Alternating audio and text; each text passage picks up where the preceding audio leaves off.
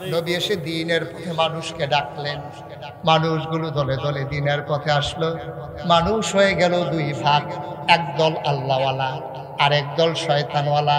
একদল জানে আর একদল জানে না, একদল মানে আর একদল মানে না, একদল জান্নাতি আর একদল জাহান্নামী, একদল ফেরেশতার চাইতে উত্তম আর একদল মানুষ হয়ে গেল জানোয়ারের চাইতে খারাপ। ঠিক কিনা?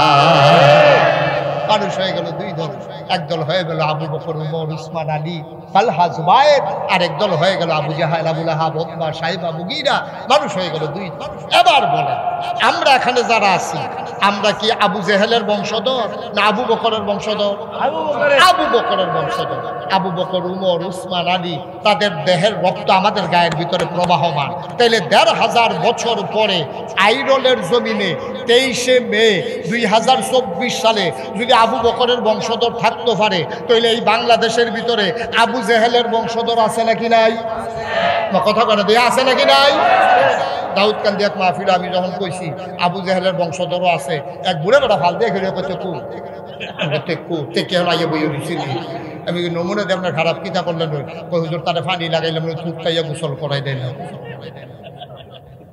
তাহলে আমরা না কার বংশধর? কথা বলা ঘুমাই গেছেন নাকি আপনারা? আমরা কার বংশধর?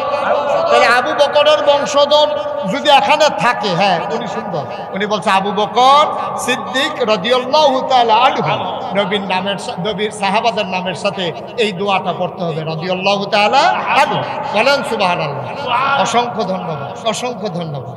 আল্লাহ যেন কবুল করে, সবাই পড়ে আমিন। যেই কথাটা বলতেছিলাম, আমরা আবু বকর, উমর, উসমান, আলী রাদিয়াল্লাহু তাআলা আনহুম, তাদের বংশধর আমরা। তাইলে আবু জেহেলের বংশধর আছে নাকি নাই? কথা বলে আছে নাকি নাই? তখন আপনি যদি কোন হুজুর আইডল আসেনি, এটা আমি করতাম। আপনি যদি কোন হুজুর ব্রাহ্মণবাড়িয়া পাওয়া যায়নি, এইটু আমি জানি না। তবে বাংলাদেশও মাঝে মাঝে দেখুন ভুচুরি আবার ইয়ে উঠে, এটা নিয়ে আবার ভুচুরি দিয়ে পয়সা নিয়ে জায়গা, এটি মাঝে মাঝে, এটি বিশেষ করে দেখবেন রাইতার ২:৩০ ৩টার দিকে বারো, এটিতে বাংলাদেশও আবার বুদ্ধিজীবী কয়। কি জীবী? কথা করা কি জীবী?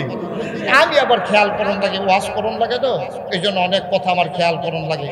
আমি খেয়াল করে দেখছি বাংলাদেশে যেটির বুদ্ধিজীবী কয়, অধিকাংশ মানুষগুলোই ইসলামের বিরুদ্ধে, তাদের মুখ চলে, কলম চলে, কথা চলে। ঠিক কিনা বলে? তাদের কাজগুলো চলে। এই যে ভাই, এই যে কি উঠছেন কেন? উনি আছে, এরকম অনেক লোক আছে, আমি কয়েক মাহফিলও দেখছি। এই না না না জাগালাইটা বয়, এটা এরকম সিস্টেম। উনি বাইকে এমনি ২-৩ গরু ঘুমায়, ফুডারাইতে এক গরম ঘুমায় না, মাহফিলও এক জায়গায় বইয়া হতো না। এটা আছে অনেকের সমস্যা, এক জায়গায় গরম হয়ে গেলে জাগালাই ঠিক আছে। বার হইয়েন না, লাইডেন কিন্তু বার হইয়েন না। আমিন কয় না রে, জোরে কয় না আমিন। আবার যেই কথাটা কইতাম ইসলাম, ও তাইলে আবু বকর, উসমান, আলী, উমর রাদিয়াল্লাহু তাআলা আনহুম, আমরা যেহেতু তাদের বংশধর, তাহলে আবু জেহেলের বংশধরও কথা কয় আছে নাকি নাই? এটির চিনতে হবে ওরা কারা। আমি খেয়াল করে দেখছি যে রাইতে ২টা-২:৩০ টক শো নামে একদল লোক দেখবেন একেবারে টেলিভিশন গরম করে ফেলায়। কথা বলতে গেলেই ইসলামের বিরুদ্ধে কথা বলে, কথা বলতে গেলেই মসজিদ মাদ্রাসার বিরুদ্ধে কথা বলে। খেয়াল করে দেখেছি ওদের অধিকাংশ মানুষের মাথার ভিতরে চুল নাই, টাক নাই। আমি অনেক গবেষণা করলাম, বুদ্ধির লোকের চুলের এত শত্রুতা কিনে, যে বুদ্ধি থাকলে চুল থাউন যেত না, কারণ বাকি আমি অনেক বইও পড়ছি ফাইদা, পরে নিজে নিজে গবেষণা করে বার করছে। আমার মনে হয় বুদ্ধি গুতাইয়া তার চুল বেড়াই আলগা করে নিয়েছে। ঠিক কিনা? কয়দিন আগে একটা ধরা খাইছে ঢাকা ইউনিভার্সিটি। ঢাকা ইউনিভার্সিটি একটা প্রফেসর, আপনি চারটিখানি কথা মনে করেন না। ঢাকা ইউনিভার্সিটিতে চান্স পাওয়া, আমি জানি না আইডল গ্রাম থেকে কয়টা ছেলে ঢাকা ইউনিভার্সিটিতে পড়ে। সো টাফ, এটা মারাত্মক বিষয়। ঢাকা ইউনিভার্সিটি প্রাচ্যের অক্সফোর্ড, ঢাকা ইউনিভার্সিটির চান্স পাওয়া এটা বিশাল বিষয়। ঢাকা ইউনিভার্সিটি টিচার, প্রফেসর, এটা চারটিখানি কথা মনে করেন না। এটা এমন না যে আপনি অটো চালিন না বেড়ায়, রিক্সা চালাইন না বেড়ায়, এরকম না। এটা ব্যাটারি দিয়াতে রিক্সা চালায় না। সাংঘাতিক বুদ্ধিমান মানুষ, ঠান্ডা মাথায় পরিকল্পিতভাবে একটা কথা বলেছে। মানুষটা কি বলেছে শুনলে আপনি আশ্চর্যান্বিত হয়ে যাবেন। লোকটা কয়, যারা পর্দা করে, খুব খেয়াল করেন, যারা পর্দা করে, বুরকা পরে, নেকাব লাগায়, হিজাব পরে, এইসব মেয়েরা ঢাকা ইউনিভার্সিটিতে পড়ার দরকার নেই। পর্দাশীল মেয়েরা ঢাকা ইউনিভার্সিটিতে পড়ার দরকার নেই। এখন আমার মেয়ে যদি ঢাকা ইউনিভার্সিটিতে চান্স পায়, তাহলে বুরখা পড়ার কারণে আমার মেয়ে ঢাকা ইউনিভার্সিটিতে পড়তে পারবে না, এটা কি আপনারা মানেন? আপনার বোন ঢাকা ইউনিভার্সিটিতে পর্দা করার কারণে পড়তে পারবে না, এটা কি আপনি মানেন? সে তো বলছে শতকরা 92 জন লোক এই দেশে মুসলমান। এই দেশে শতকরা 92 জন লোক মুসলমান। এই দেশে মসজিদ মাদ্রাসার দেশ, এই দেশ বক্তব্যের দেশ, এই দেশে হক্কানি পীর মাশায়েখেরা নেংটির বদলে মানুষকে লুঙ্গি পরা শিখিয়েছে, হরে রামের জায়গায় কলমা পড়তে শিখিয়েছে, শ্রীর জায়গায় মোহাম্মদ লিখতে শিখিয়েছে, টিকির বদলে টুপি পড়তে শিখিয়েছে। যেই দেশে আসার নামাজ পড়ে দুরুদ পড়তে পড়তে মানুষ ঘুমোতে যায়, যেই দেশে ফজরের আজান শুনলে মানুষের ঘুম ভাঙে, শতকরা 92 জন লোক মুসলমানের দেশে, যারা ওই বাংলার প্রশাসনের রাজধানীতে শীততাপ নিয়ন্ত্রিত কক্ষে বসে পুলিশ পাহারায় ইসলামের বিরুদ্ধে কথা বলে। আমি বলেছি ঢাকা রাজধানীতে বসে ইসলামের বিরুদ্ধে কথা বলা সহজ, আল্লাহর জমিনে এসে বলো পিঠের চামড়া নিয়ে ঢাকা যাওয়া যাবে না।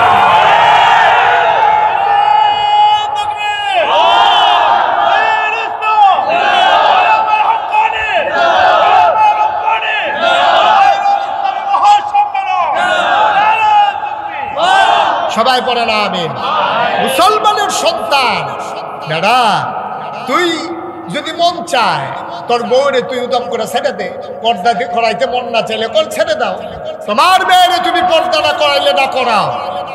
শতকরা 92 জন লোক মুসলমানের দেশে এই পর্দার বিরুদ্ধে কথা বলার দুঃসাহস বাংলার মুসলমান মেনে নেবে না, ঠিক কিনা বলো? সুতরাং মন যা চায় তুমি তাই করবা, মুখে দিয়ে যা আসে তুমি তাই বলবা, হ্যাঁ যা মন চায় তাই করবা, এটা হবে না। দাদা দুধ দিয়া ভাত খায়, লাস্টের দুগলা পচালন দিয়ে হাতে শুরু করছে দুধ দিয়ে, ঠিক কিনা কও? দুধ দিয়া খায়, মাসে গুস্ত টুস্ত বাজি টাজি ভর্তা টর্তা ডাইল ডুল খাইয়া লাস্টে দিয়া দুগলো দুধ দিয়া, এটা এত ভাত কি আর দুধ দিয়া খায়নি, হাতে শুরু করছে দুধ দিয়া। সুতরাং আমরা বলতে চাই কারোর সাথে আমাদের কোনো দ্বন্দ্ব নাই, কারোর সাথে আমাদের কোনো ঝগড়া নাই, আমরা কাউকে উস্কে দেই না মারামারি পিটাপিটি করার জন্য। কিন্তু তুমি আমার টুপি দিয়ে টান মারবা, আমি বলেছি থাক বুঝে নাই। তুমি আমার পাঞ্জাবি ধরে টান মারবা, আমি বলেছি ঠিক আছে বুঝে নাই। তুমি কোরআনের বিরুদ্ধে কথা বলবা, আমরা বলেছি তুমি শুনতে দিতে হবে। যখন তুমি ইসলামের ফরজ বিধান দিয়ে কথা বলো তখন কলিজায় লাগে, বরদাস্ত হয় না, ঠিক কিনা বলো?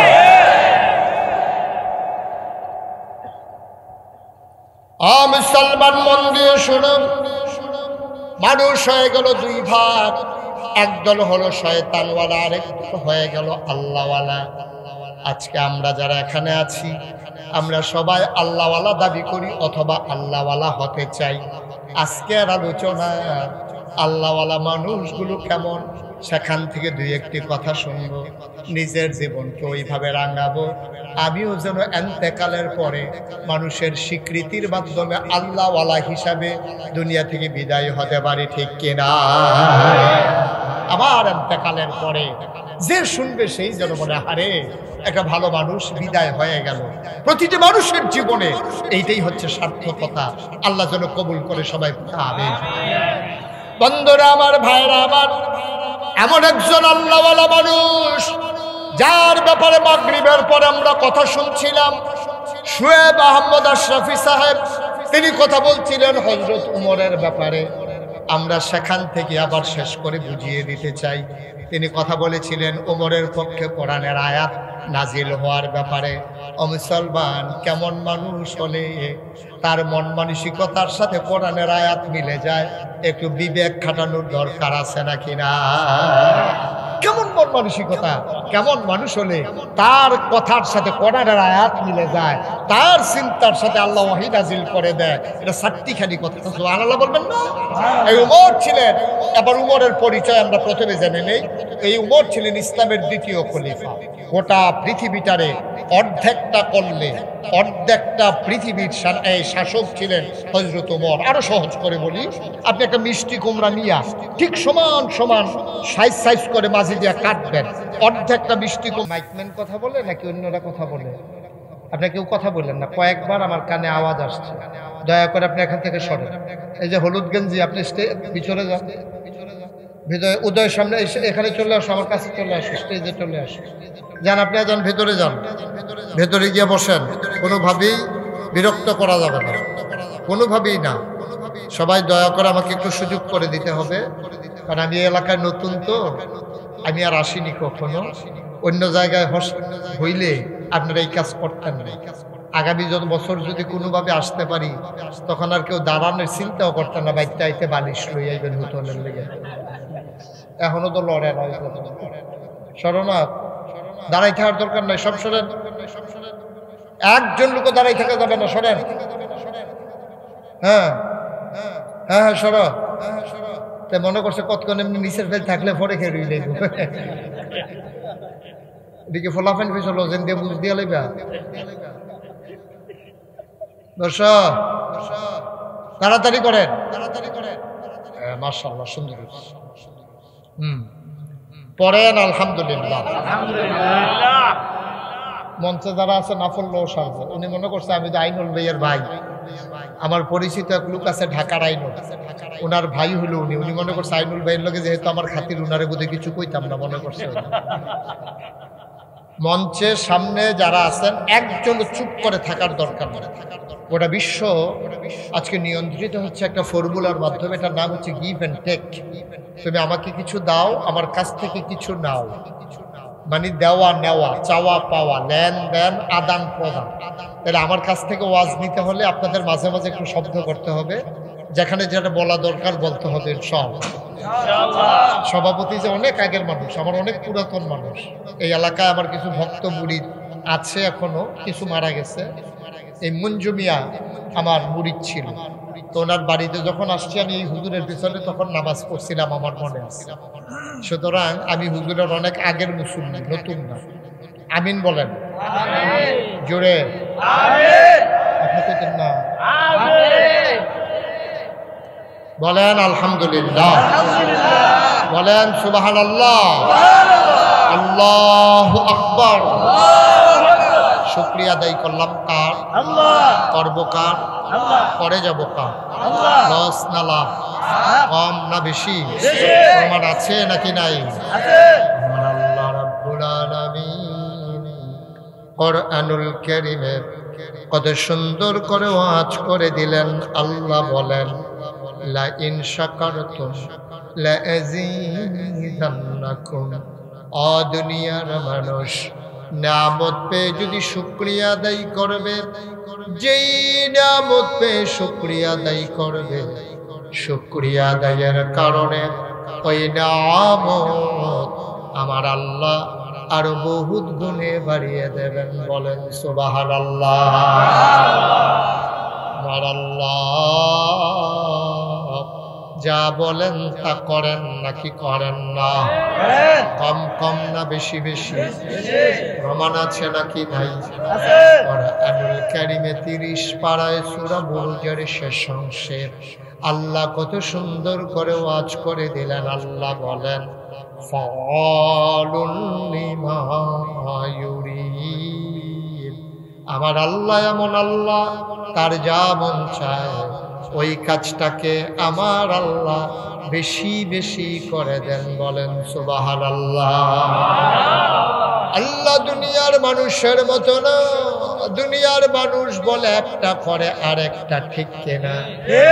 অসুখে পড়লে একরকম, ভালো হয়ে গেলে আরেক রকম, বিপদে পড়লে একরকম, বিপদ দূর হয়ে গেলে আরেক রকম, নদী পার হওয়ার আগে একরকম, নদী পার হয়ে গেলে আরেক রকম, নির্বাচনে দাঁড়াইলে একরকম, পাশ করার পরে আরেক রকম, ঠিক কিনা? একটু বেশি ঠিক না? কমন পড়ছে, কমন পড়ছে। মুসলমান মন দিয়ে শুনো, আমার আল্লাহ রাব্বুল আলামিন তিনি যা বলেন তিনি তাই করে দেন। তিনি কখনো ওয়াদা খেলাফ করেন না। তিনি নিজেই নিজের ব্যাপারে ওয়াজ করে দিলেন। আল্লাহ বলেন, ইন্নাকা লা তুখলিফুল মিআদ। আমার আল্লাহ এমন আল্লাহ, তিনি যা ওয়াদা করেন ওয়াদার খেলাফ করা আমার আল্লাহর জন্য শোভা পায় না, ঠিক কিনা? এই আল্লাহ আছেন নাকি নাই? ছিলেন নাকি ছিলেন না? থাকবেন নাকি থাকবেন না? আমার এই আল্লাহ কয়জন? জোরে কন, আর জোরে, মধুর সুরে সবাই মিলে প্রাণ উজাড় করে গলা ছেড়ে দিয়ে মধুমাখা কণ্ঠে আকাশ বাতাস প্রকম্পিত করে, আইরলের জমিন কাঁপিয়ে দিয়ে রাতের নিস্তব্ধতা ছিন্ন ভিন্ন করে। চলো সবাই মিলে মধুমাখা কণ্ঠে গলা ছেড়ে দিয়ে চিৎকার করে আমার আল্লাহকে সবাই মিলে একটা ডাক দেয়, আল্লাহ। ও প্রাণের আল্লাহ, খুঁজে খুঁজে দেখলাম পীরের মতো পীর হয়, ইমামের মতো ইমাম হয়, মন্ত্রীর মতো মন্ত্রী হয়, এমপির মতো এমপি হয়। আমার আল্লাহর কি মতো হয়? আমার আল্লাহর কি নমুনা হয়? আমার আল্লাহর কি ডুপ্লিকেট হয়? আমার এই আল্লাহ কয়জন? আল্লাহু লা ইলাহা ইল্লাহু।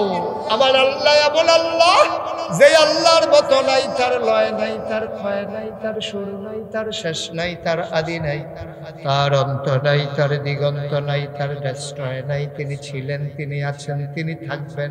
তিনি কয়জন? আল্লাহ নিজেই কয়, কুল হুয়াল্লাহু আহাদ।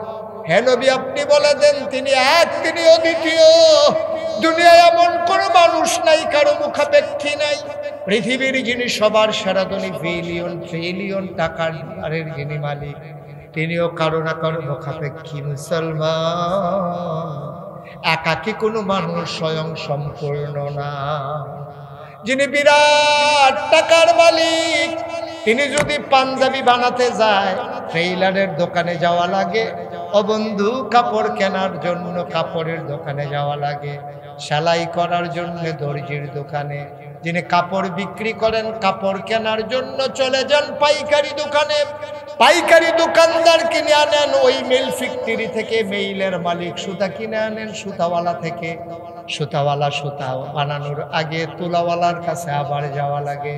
ও বন্ধু, তাইলে বোঝা গেল একটা টুপির জন্য তুমি কত জায়গায় যাওয়া লাগে, পাঞ্জাবির জন্য কত জায়গায় যাওয়া লাগে। আল্লাহ কয় আল্লাহুস সামাদ, তিনিও মুখাপেক্ষী, তিনি কারো মুখাপেক্ষী না। তার খাবার নাই, তার পোশাক লাগে না। তিনি ছিলেন, তিনি আছেন, তিনি থাকবেন। তিনি অমুখাপেক্ষী। আল্লাহুস সামাদ। মুসলমান, তুমি আল্লাহকে চিনো না? তিনি লাম ইয়ালিদ ওয়া লাম ইউলাদ ওয়া লাম ইয়াকুল লাহু কুফুয়ান আহাদ। তিনি কারো থেকে জন্ম নেন নাই, তিনি কাউকে জন্ম দেন নাই।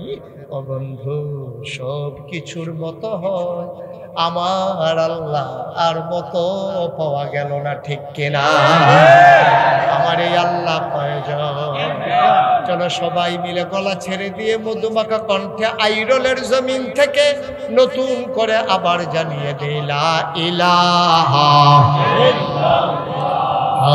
লা ইলাহা, জোরে জোরে লা ইলাহা, হর জোরে লা ইলাহা, মধুর সুরে লা ইলাহা, মাশাআল্লাহ লা ইলাহা,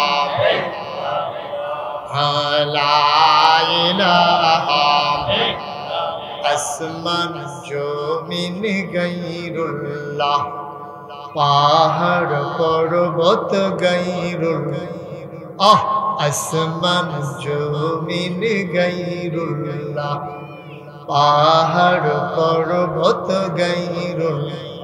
শুধু তুমি মাবুদ এক আল্লাহ, লা ইলাহা, জোরে জোরে লা ইলাহা, আর জোরে লা মধুর সুরে লা ইলাহা মাশাআল্লাহ লা ইলাহা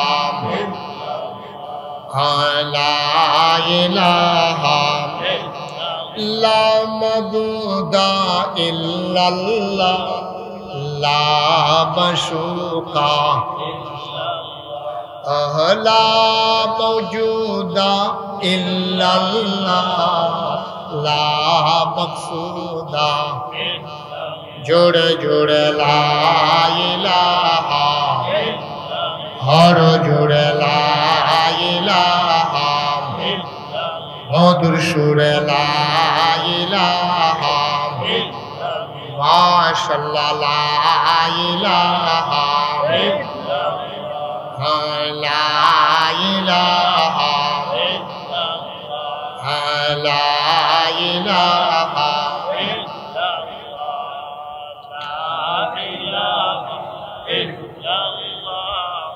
লা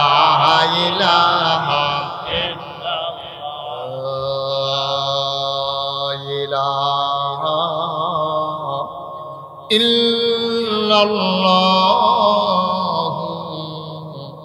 মুহাম্মাদুর রাসূলুল্লাহ সাল্লাল্লাহু আলাইহি ওয়া সবাই পড়েন আলহামদুলিল্লাহ। বন্ধুরা আমার, ভাইরা আমার, আমার আল্লাহ রাব্বুল আলামিন এই দুনিয়ার ভিতরে আপনাকে আমাকে মানুষ করে বানানোর পরে এমনে এমনে ছেড়ে দেন নাই।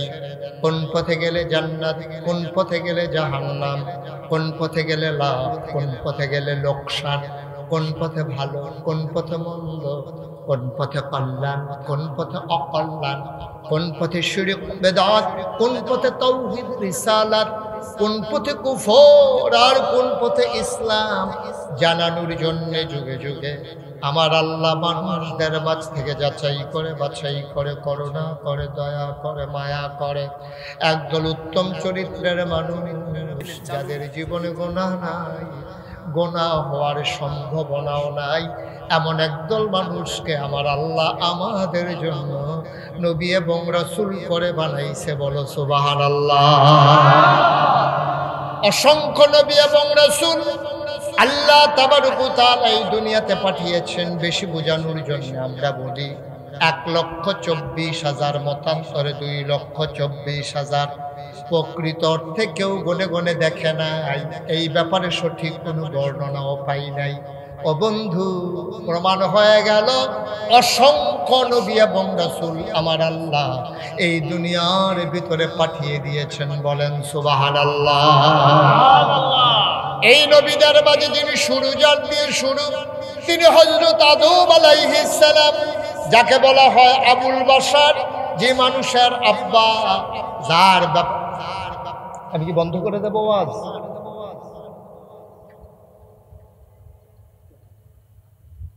যার ব্যাপারে কথা হলো আদম সাফিউল্লাহ। দুনিয়ার ভিতরে যত নবী এবং রাসূল এসেছেন উনি দিয়ে শুরু। আর আমার নবী মুহাম্মদুর রাসূলুল্লাহ সাল্লাল্লাহু আলাইহি ওয়াসাল্লাম, ওনার মাধ্যমে আমার আল্লাহ তাবারক ওয়া তাআলা নবুয়ত খতম করে দিয়েছেন। বলেন সুবহানাল্লাহ। তাইলে যত নবী এবং রাসূল এসেছেন, কোরআনুল কারীমে আলোচনা এসেছে 25 জন নবীর। কতজন? কথা বলো। কতজন? 25 জন নবীর নাম কোরআন শরীফে আছে। তো 25 জন শুধু নবী না, নবী অসংখ্য, লক্ষ লক্ষ নবী এবং রাসূল এসেছে। যত নবী এবং রাসূল এসেছেন খুব খেয়াল করে শুনতে হবে মনোযোগের সাথে। আমি বিরক্ত হই এমন কোনো কাজ করা যাবে না। যারা আসবেন চুপ করে বসে যাবে, কোনো বিরক্তের দরকার নেই। সবাই মিলে আমরা মনোযোগের সাথে খেয়াল করে কথা শুনবো। কারণ এই সিজনে আমাদের দেশে সাধারণত ওয়াজ হয় না, প্রচণ্ড গরম। তো আমার এটা ব্রেইনে আছে, ইনশাআল্লাহ আমি লম্বা সময় আটকে রাখবো না। কিন্তু আপনারা যদি বিরক্ত করেন, এমন আছে ফজরের আজানও দিতে হয় না, কারণ আমি সেতুরতে গেলে কিতা করাম তো কালকে থাইকেও করে যেতাম। মার হাবা কয় না রে, যেটা কয় না মার হাবা। খেয়াল করে মনোযোগের সাথে, কোনোভাবেই বিরক্ত করা যাবে না। কোনো উঠাউঠি নাই, হাঁটাহাঁটি নাই, একেবারে মনোযোগের সাথে শুধু আমার দিকে তাকাই থাকবেন, খরগোশের মতো কান খাড়া করে, মাছের মতো নিষ্পলক নয়নে শুধু আমার দিকে খেয়াল। কারণ মানুষের মনোযোগ যেদিকে যায়, নজর যেদিকে যায়, মনোযোগও সেদিকে। আপনি যখন রিক্সার দিকে চাইয়া থাকবেন, আপনি চিন্তা করবেন 3 চাক্কার উপরে রিক্সাটা খেয়ে রয়েছে কেন। এটা স্বাভাবিকভাবে আপনি চিন্তা করবেন। সাইকেল দেখলে চিন্তা করবেন, আরে 3 চাক্কা যেমন তেমন 2 চাক্কা দিয়েও তো চালাইয়া যাওয়ান যায়। আপনি রিক্সার দিকে চাইয়া জীবনে ট্রাক্টর লইয়া চিন্তা করতেন, এটা স্বাভাবিক জিনিস। সুতরাং ওয়াজের ভিতরে বসে আপনি এদিক সেদিক তাকাইলে আপনার মনোযোগ থাকবে না। যতক্ষণ থাকবেন মনোযোগের সাথে শুনবেন ইনশাআল্লাহ। এমন আছে কতক্ষণ আমার পরে আবার কেউ কেউ ওয়াজ করানো লাগতে পারে, কেরাই করণ লাগবে এখন কখন যেত না। সুতরাং ভালো করে মুখস্থ করেন যেন প্রশ্ন করলে জবাব দেওয়ান। আমিন কন, এই আওয়াজে ওয়াজ হইতো না। আমিন কন, জোরে কন, আরো জোরে। আপনি এত জোরে কন না, কইেন আরো জোরে কইেন। মারহাবা বলেন। তো যেই কথাটা বলতেছিলাম, অসংখ্য নবী, খুব খেয়াল, অসংখ্য নবী এবং রাসূল। এই নবীদের মাঝে যিনি আদম, ওনার ব্যাপারে একটা উপাধি হলো আদামু সাফিউল্লাহ। ওনার আরেকটা উপাধি আছে, তিনি আবুল বাশার। অর্থাৎ পৃথিবীতে যত মানুষ আসবে সব মানুষের তিনি আব্বা। কি আব্বা কয় না তো? কি আব্বা? কি আব্বাকে তো শরম করে? আজাকাত কোন জাকাত গিয়ে তো ফারো ভালো মাজারুকে আব্বা কইয়া দুপুর লইয়া পড়ে, হেইটা পারে বাবা। আব্বারে আব্বাকে তো শরম করে। আদম কি হয়? গলাটা ঝাড়া দিয়া, শরীরটা লাড়া দিয়া, বড় করে আওয়াজ করে আদম আন্দার কি হয়? আব্বারে আব্বাকে তো শরম কি? আজাগাত কুজাগাত গিয়া পারে বলা, আব্বা করে দুপুর লইয়া পড়ে মাথা মুথা টিউমার বানাইয়া বাইতে গিয়া। আমরার আব্বা হইল ৬০ জন। কয়জন? কথা কও, কয়জন? আমরার আব্বা হইল আদম, হইল আমরার আদি আব্বা, কইলা আব্বা। ইব্রাহিম আলাইহিস সালাম হইল আমরা জাতির আব্বা। সুবহানাল্লাহ কয় না রে? তাহলে 1 নম্বরে আদম আমরার এক আব্বা, 2 নম্বরে জাতির পিতা হইল ইব্রাহিম আলাইহিস সালাম, মুসলমানের জাতির পিতা। 3 নম্বর হইল নবীজি আমাদের রুহানি পিতা, আর আমরা যার আব্বা তার যার যার আব্বা তার আব্বা। এটা তো একজন কমন আছে ইনশাআল্লাহ। তাহলে আব্বা হইছে কয়জন রে? এর বাইরে কোনো আব্বা নাই। এর বাইরে কোনো আব্বা আছে? ৬০ জন হইলো আমরা মারহাবা কয় না।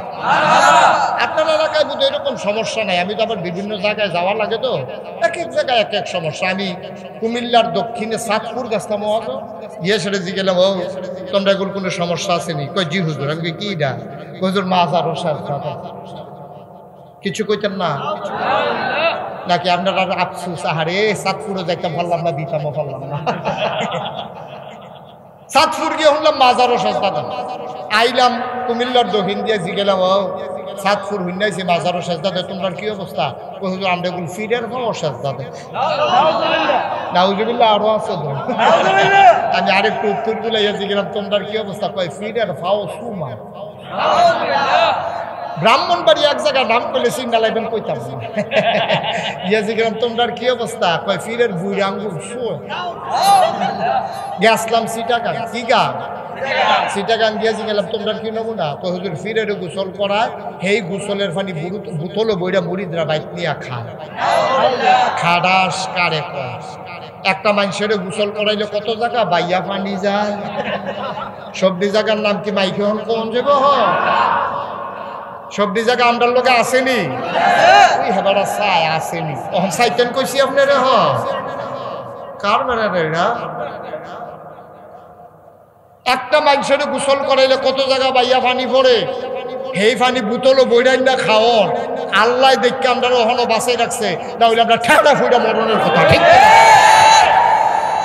আমরা জাতির আদি পিতা কি নাম? আদম আলাই। সুবহানাল্লাহ পারা কি নাম? আদম আলাইহিস সালাম। মুসলমান মন্দির শুনো, 1 নম্বরে আদম, ওনার ব্যাপারে উপাধি হইল আদামু সাফিউল্লাহ। ওনার নাম হইল আবুল বাশার। ওনার আর একটা উপাধি মুসলমান। নূহ আলাইহিস সালাম ওনারে কয় আদমে সানি। ইব্রাহিম খলিলুল্লাহ, ইসমাইল জাবিউল্লাহ, মুসা কালিমুল্লাহ, ঈসা রূহুল্লাহ, সুলাইমান ফিরে দিল রাজত্ব, দাউদ নবীরে দিল সুন্দর কণ্ঠ, ইউসুফ নবীরে দিল সুন্দর চেহারা। সুবহানাল্লাহ কয় না? এক এক নবীরে আল্লাহ এক একটা দিলেন। আমাদের জানতে মন চায় আমাদের নবীরে কি দিলেন? জানতে মন চায় নাকি চায় না? মুসলমান মন দিয়ে শুনুন, এক এক নবীর আল্লাহ এক একটা উপাধি দিলেন। জানতে মন চায় আমার নবীরে কি দিলেন? সাহাবিন, তাবিন, তাবে তাবিন, উম্মাহাতুল মুমিনিন, আইম্মে মুজতাহিদিন, আইম্মে শরীয়ত, আইম্মে তরিকত, সালফে সালিহিন, উলামায়ে মুতাকাদ্দিমিন, মুতাআক্খিরিন, ইমাম সাহেবান, মুফাসসিরিনে কেরাম, মুফতিয়ানে আযম, সমস্ত উলামায়ে কেরাম একমত হয়ে গেল, ইজমা হয়ে গেল। ওই আদম থেকে ঈসা 1,24,000 বলো আর 2,24,000 বলো, সকল নবী এবং রাসূল মিলে যা আমার নবীজি একা ইতা।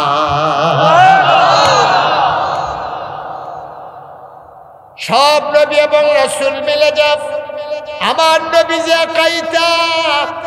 এই নবীকে যখন দুনিয়ায় পাঠানো হলো, ও মুসলমান মন দিয়ে শোনো, এই নবীজি আসার পরে তিনি দেখলেন মানুষগুলো বর্বর, বেদইন, যাযাবর, মূর্খ, অসভ্য, অভদ্র। এই মানুষগুলোকে সামান্য 23টা বছর তিনি সময় পেলেন। 40 বছর বয়সে তার নবুয়ত প্রকাশ পেল। 40 বছর থেকে 53 বছর পর্যন্ত মক্কায় 13 বছর, মদিনায় চলে গেলেন 10টা বছর। এই 23 বছরে তিনি মানুষগুলোকে দ্বীনের পথে ডাকলেন। একটা ইউনিভার্সিটি নাই, একটা কামিল মাদ্রাসা নাই, একটা দাওরা হাদিস মাদ্রাসা নাই, একটা প্রাইমারি নাই, প্রি প্রাইমারি নাই, ইন্টারমিডিয়েট কলেজ নাই, বিশ্ববিদ্যালয় কলেজ নাই, ডিগ্রি কলেজ নাই, অবন্ধু হাই স্কুল নাই, নুরানি মাদ্রাসা নাই, নাই বলতে কিছু নাই। প্রাইমারি নাই, প্রি প্রাইমারি নাই, নৈশ শিক্ষা নাই, কিন্টার গার্ডেন নাই, রাষ্ট্রীয় অবকাঠামো নাই, মহল্লা নাই, গ্রাম নাই, ওয়ার্ড নাই, ইউনিয়ন নাই, উপজেলা নাই, জেলা নাই, অমুসলমান বিভাগ নাই, রাষ্ট্রীয় অবকাঠামো নাই, প্রধানমন্ত্রী নাই, মন্ত্রী পরিষদ নাই, উপজেলা চেয়ারম্যান নাই, ভাইস চেয়ারম্যান নাই, ইউনিয়ন চেয়ারম্যান নাই, নাই বলতে কিচ্ছু নাই, ওয়ার্ড মেম্বার নাই, নাই বলতে কিচ্ছু নাই, পোস্ট অফিস নাই, কুরিয়ার সার্ভিস নাই, মোবাইল ফোন নাই, ল্যান্ড ফোন নাই। মুসলমান যখন কোনো অবকাঠামো ছিল না, সেই সময়ে মাত্র 23টা বছর নবীজি দাওয়াত দিলেন আর তার জীবদ্দশায় মানুষগুলোকে গড়ে তুললেন। প্রমাণ হয়ে গেল আল্লাহ রাব্বুল আলামিন সেই মানুষগুলোর ব্যাপারে আয়াত নাযিল করে দিলেন, রাদিয়াল্লাহু আনহুম ওয়া রাদু আনহু। তাদের ব্যাপারে আল্লাহ খুশি, আল্লাহর ব্যাপারে তারা খুশি। বলো সুবহানাল্লাহ। কয় বছরে? কথা বলো, কয় বছরে? 23 বছরে। আমাদের আইরুল ইসলামিয়া মাদ্রাসার মতো একটা মাদ্রাসাও ছিল, কিচ্ছু ছিল না। নবীর জীবনের প্রথম মাদ্রাসা দারুল আরকাম, একটা ছোট্ট একটা ঘর, কোনো মতে ঠাসাঠাসি কইরা, তাও কাফেরদের বড় ভয়। তিনি আস্তে আস্তে করে তিল করে অসভ্য, বর্বর, বেদুইন, যাযাবর, মূর্খ, এই অভদ্র মানুষগুলোকে তিনি ট্রেনিং, তালিম দিতে শুরু করলেন, তারবিয়ত দিতে শুরু করলেন। ফলশ্রুতিতে মাত্র 23 বছরের ব্যবধানে এমন কতগুলো মানুষ হয়ে গেল সুসভ্য, ভদ্র, আধুনিক, আল্লাহওয়ালা, পরহেজগার, যাদের ব্যাপারে ওরা বিশ্বের সকল উন্নত দেশে ইউনিভার্সিটিগুলো যখন গবেষণা শুরু করে দিল, America, Britain, France, Germany, Switzerland, সব দেশের বড় বড় ইউনিভার্সিটিগুলো তারা এক বাক্যে ঘোষণা করে দিল, নবীর জমানায় যে মানুষগুলো তৈরি হয়েছিল এই মানুষ কখনো আর আসে নাই, কোনোদিন আর আসবে না। ঠিক কিনা? কয় বছরে? কথা বলা, কয় বছরে? 23 বছরে নবীজি সোনার মানুষ বানাই দিলেন। খেয়াল রাখতেন, এই 23টা মনে রাখতেন। কয় বছরে না? 23 বছর। ইংরেজরা এই দেশে শাসন করছে 200 বছর। 1757 সালের 23শে জুন পলাশির আম্র কাননে নবাব সিরাজউদ্দৌলাকে পরাজিত করে ইংরেজ লাট বাহাদুরেরা ইস্ট ইন্ডিয়া কোম্পানি নাম দিয়া ব্যবসার উদ্দেশ্যে এসে তারা আমার উপরে শাসন করলো, শোষণ করলো 200টা বছর। 1947 সালের 14ই আগস্ট এই ভারতীয় উপমহাদেশ থেকে ইংরেজরা বিদায় হয়েছে। যাওয়ার পরে দুইটা দেশ হলো হিন্দুস্তান আর পাকিস্তান। পশ্চিম পাকিস্তানের মানুষগুলো আমাদের পূর্ব পাকিস্তানের মানুষগুলোর উপরে জুলুম করেছে, নির্যাতন করেছে, নিপীড়ন করেছে। আমার চন্দ্রগুনা পেপার মেলের কাগজ ইচ্ছা করলে বাংলাদেশে ব্যস্ত ঘরে চাইরা না, এটারে আপনার করাচি দিয়ে ঘুরান দিয়ে একটা সিল মারাইয়া এটা রান্না বেছে আড়ানো। আমরা তারা ফাট করে কি সুন্দর কার্পেট বানায় আদম জুট মেলে, এগুলো শোভা পায় পশ্চিম পাকিস্তানের এলিট পার্সন যারা তাদের বেডরুমে আর ড্রয়িং রুমে। আমার দেশের খেটে খাওয়া মানুষ কৃষকেরা কি সুন্দর চিনি গুঁড়া, কালিজিরা, মজার মজার চাউল ফলায়, আর এইগুলা খায় পশ্চিম পাকিস্তানের তারা। আমাদের মানুষগুলো গর্জে উঠল রঞ্জনার বিচার স্বীকারোক্তি দিয়ে। আমার দেশে 1971 সালের 26শে মার্চ এক মহান ঘোষণার মাধ্যমে আমার দেশের আপামর জনতা, খেটে খাওয়া মানুষ যার যা ছিল সবাই রক্তক্ষয়ী অসময়ের যুদ্ধে ঝাঁপিয়ে পড়ল। 1971 সালের 16ই ডিসেম্বর পৃথিবীর মানচিত্রে নতুন করে একটি দেশের নাম জায়গা করে নিল, দেশের নাম বাংলাদেশ। আমার সোনার বাংলা, আমি তোমায় এই সোনার বাংলা আবার আমরা উপহার পেলাম। পৃথিবীর মানচিত্রে নতুন একটি দেশ হলো, আর আমরা খেয়াল করে দেখলাম লাল সবুজের পতাকা পথ পথ করে উড়ে আমাদেরকে স্বাধীনতার ঘোষণা দিয়ে দিল। আফসোস কি জানেন, নবীজি সোনার ভাই এরকম কিছু কথা বলতেছেন কেন আপনারা? কি সমস্যা? কি কোনো ঘোষণা আছে, কোনো কাজ আছে? বলেন, কথা থাকলে বলেন, আমাকে থামাইয়া কথাটা শেষ করেন আগে। কয়েকবার তো আপনারা কথা বলবেন। কি সমস্যা? কি দাঁড়িয়ে রয়েছেন কেন? এখানে কি কাজ কি হালেন?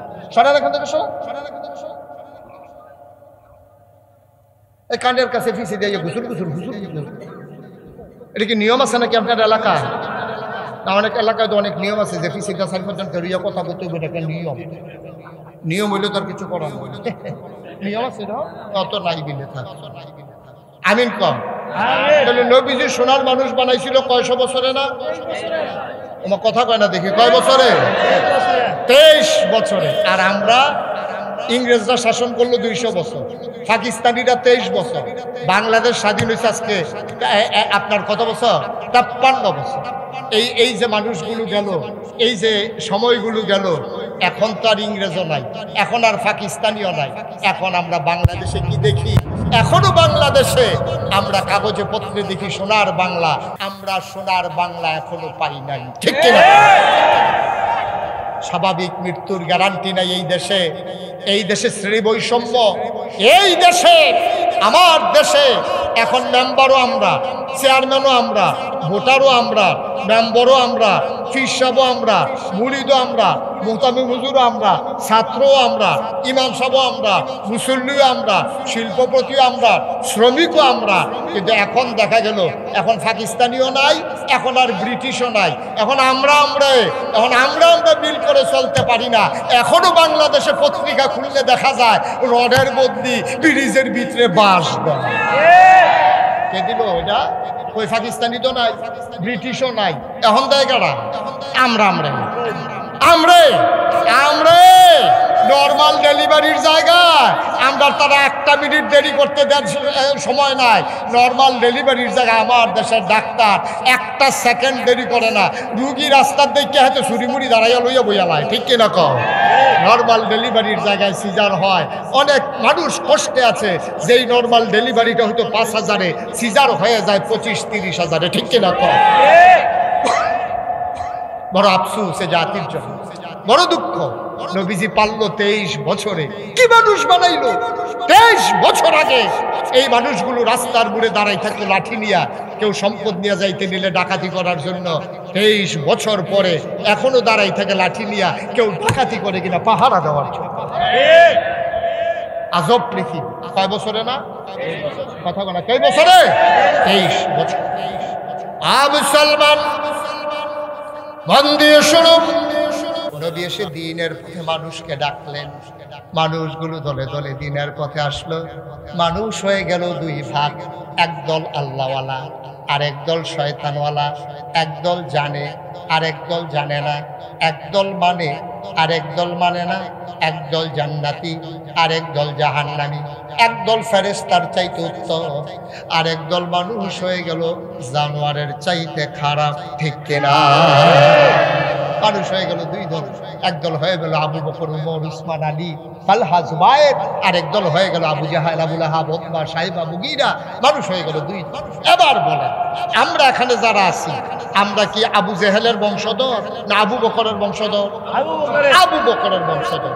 আবু বকর, উমর, উসমান, আলী, তাদের দেহের রক্ত আমাদের গায়ের ভিতরে প্রবাহমান। তাইলে ১৫০০ বছর পরে আইরলের জমিনে ২৩শে মে ২০২৪ সালে যদি আবু বকরের বংশধর থাকতে পারে, তাইলে এই বাংলাদেশের ভিতরে আবু জেহেলের বংশধর আছে নাকি নাই? কথা বলে দিয়ে আছে নাকি নাই? দাউদ কান্দি এক মাহফিল আমি যখন কইছি আবু জেহেলের বংশধরও আছে, এক বুড়ে বেড়া ফাল দিয়ে ঘিরে করছে আমি নমুনা দিয়ে আপনার খারাপ কিতা করলেন, হুজুর তারা পানি লাগাইলাম, থুক খাইয়া গোসল করাই দেয় না। তাহলে আমরা না কার বংশধর? কথা বলা ঘুমাই গেছেন নাকি আপনারা? আমরা কার বংশধর? তাহলে আবু বকরের বংশধর যদি এখানে থাকে, হ্যাঁ উনি সুন্দর, উনি বলছে আবু বকর সিদ্দিক রাদিয়াল্লাহু তাআলা আনহু, নবীর নামের, নবীর সাহাবাদের নামের সাথে এই দোয়াটা পড়তে হবে, রাদিয়াল্লাহু তাআলা আনহু। বলেন সুবহানাল্লাহ। অসংখ্য ধন্যবাদ, অসংখ্য ধন্যবাদ। আল্লাহ যেন কবুল করে, সবাই পড়ে আমিন। যেই কথাটা বলতেছিলাম, আমরা আবু বকর, উমর, উসমান, আলী রাদিয়াল্লাহু তাআলা আনহুম, তাদের বংশধর আমরা। তাইলে আবু জেহেলের বংশধর আছে নাকি নাই? কথা বলে আছে নাকি নাই? আপনি যদি কোন হুজুর আইডল আসেনি, এটা আমি কোথাও থাকতাম। আপনি যদি কোন হুজুর ব্রাহ্মণবাড়িয়া পাওয়া যায়নি, এইটা আমি জানি না। তবে বাংলাদেশও মাঝে মাঝে দেখুন হুচুরি আবার ইয়ে উঠে, এটা নিয়ে আবার হুচুরি ঢুক দিয়ে কই জানি জায়গা, এটি মাঝে মাঝে, এটি বিশেষ করে দেখবেন রাইতের 2:30 3টার দিকে বারো, এটিতে বাংলাদেশে আবার বুদ্ধিজীবী কয়। কি জীবী বা কথা বলে কি জীবী? আমি আবার খেয়াল করন লাগে, ওয়াশ করন লাগে, তো এই জন্য অনেক কথা আমার খেয়াল করন লাগে। আমি খেয়াল করে দেখছি বাংলাদেশে যেটি বুদ্ধিজীবী কয়, অধিকাংশ মানুষগুলোই ইসলামের বিরুদ্ধে তাদের মুখ চলে, কলম চলে, কথা চলে, ঠিক কিনা বলে? তাদের কাজগুলো চলে। এই যে ভাই, এই যে কি উঠছেন কেন? ও উনি আছে, এরকম অনেক লোক আছে, আমি কয়েক মাহফিলও দেখছি। এই না না না জাগালাইটা বয়, এটা এরকম সিস্টেম। উনি বাইরে এমনি 2-3 গরো ঘুমায়, ফুডারাই তো এক গরো ঘুমায় না, মাহফিলও এক জায়গায় বইয়া হতো না। এটা আছে অনেকের সমস্যা, এক জায়গায় গরম হয়ে গেলে জাগালাই ঠিক আছে। বারুইয়ান না লাইডেন, কিন্তু বারুইয়ান না। আমিন কয় না রে, জোরে কয় না আমিন। আবার যেই কথাটা কইতাম ইসলাম, ও তাইলে আবু বকর, উসমান, আলী, উমর রাদিয়াল্লাহু তাআলা আনহুম, আমরা যেহেতু তাদের বংশধর, তাহলে আবু জেহেলের বংশধরও কথা কয় না আছে নাকি নাই? এটির চিনতে হবে ওরা কারা।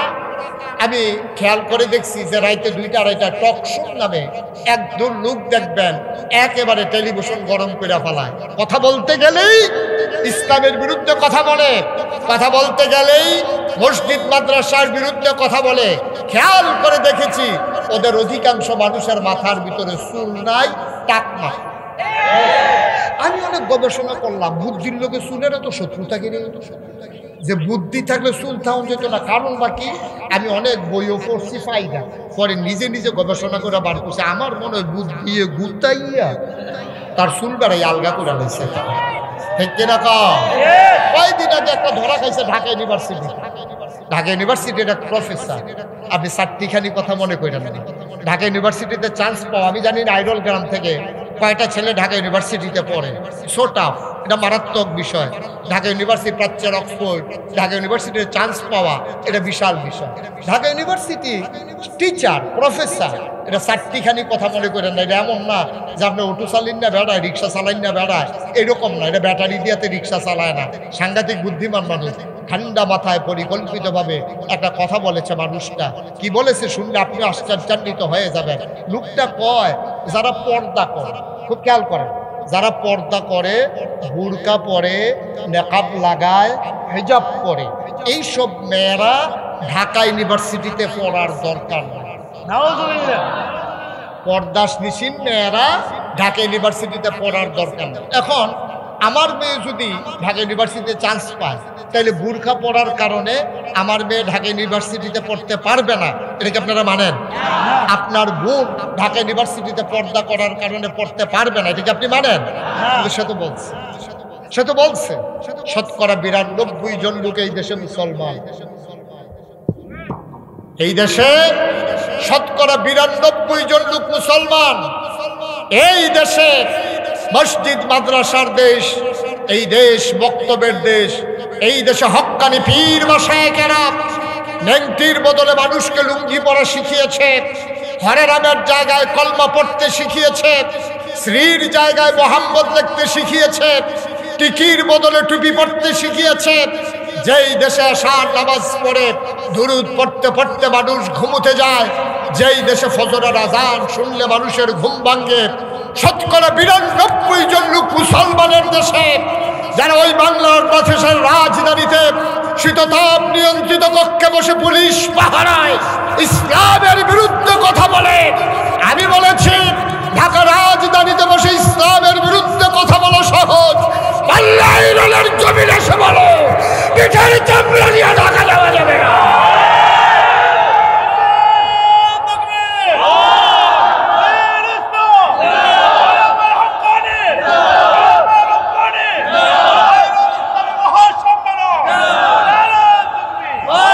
সবাই পড়ে না আমিন। মুসলমানের সন্তান দাদা, তুই যদি মন চায় তোর বউরে তুই উদম করে ছেড়ে দে, পর্দা দিয়ে করাইতে মন না চাইলে কর ছেড়ে দাও। তোমার মেয়েরে তুমি পর্দা না করাইলে না করাও। শতকরা 92 জন লোক মুসলমানের দেশে এই পর্দার বিরুদ্ধে কথা বলার দুঃসাহস বাংলার মুসলমান মেনে নেবে না, ঠিক কিনা বলো? সুতরাং মন যা চায় তুমি তাই করবা, মুখে দিয়ে যা আসে তুমি তাই বলবা, হ্যাঁ যা মন চায় তাই করবা, এটা হবে না। দাদা দুধ দিয়া ভাত খায়, লাস্টের দুধলা পচালন দিয়ে হাতে শুরু করছে দুধ দিয়ে, ঠিক কিনা কও? দুধ দিয়া খায় মাসে গুস্ত টুস্ত বাজি টাজি ভর্তা টর্তা ডাইল ডুল খাইয়া লাস্টে দিয়া দুটো দুধ দিয়া, এটা এত ভাত কি আর দুধ দিয়া খাইনি, হাতে শুরু করছে দুধ দিয়া। সুতরাং আমরা বলতে চাই কারোর সাথে আমাদের কোনো দ্বন্দ্ব নাই, কারোর সাথে আমাদের কোনো ঝগড়া নাই, আমরা কাউকে উস্কে দেই না মারামারি পিটাপিটি করার জন্য। কিন্তু তুমি আমার টুপি দিয়ে টান মারবা, আমি বলেছি থাক বুঝে নাই। তুমি আমার পাঞ্জাবি ধরে টান মারবা, আমি বলেছি ঠিক আছে বুঝে নাই। তুমি কোরআনের বিরুদ্ধে কথা বলবা, আমরা বলেছি তুমি শুনতে দিতে হবে। যখন তুমি ইসলামের ফরজ বিধান দিয়ে কথা বলো তখন কলিজায় লাগে, বরদাস্ত হয় না, ঠিক কিনা বলো?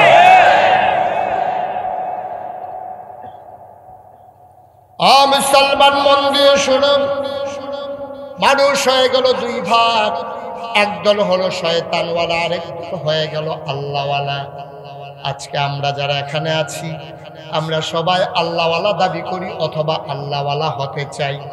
আজকের আলোচনা আল্লাহওয়ালা মানুষগুলো কেমন সেখান থেকে দুই একটি কথা শুনবো, নিজের জীবনকে ওইভাবে রাঙাবো আমিও যেন এন্তেকালের পরে মানুষের স্বীকৃতির মাধ্যমে আল্লাহওয়ালা হিসাবে দুনিয়া থেকে বিদায় হতে পারি, ঠিক কিনা? আবার এন্তেকালের পরে যে শুনবে সেই যেন মনে হারে একটা ভালো মানুষ বিদায় হয়ে গেল। প্রতিটি মানুষের জীবনে এইটাই হচ্ছে সার্থকতা। আল্লাহ যেন কবুল করে সবাই আমিন। বন্ধুরা আমার, ভাইরা আমার, এমন একজন আল্লাহওয়ালা মানুষ যার ব্যাপারে মাগরিবের পরে আমরা কথা শুনছিলাম, শুয়েব আহমদ আশরাফি সাহেব, তিনি কথা বলছিলেন হযরত উমরের ব্যাপারে। আমরা সেখান থেকে আবার শেষ করে বুঝিয়ে দিতে চাই।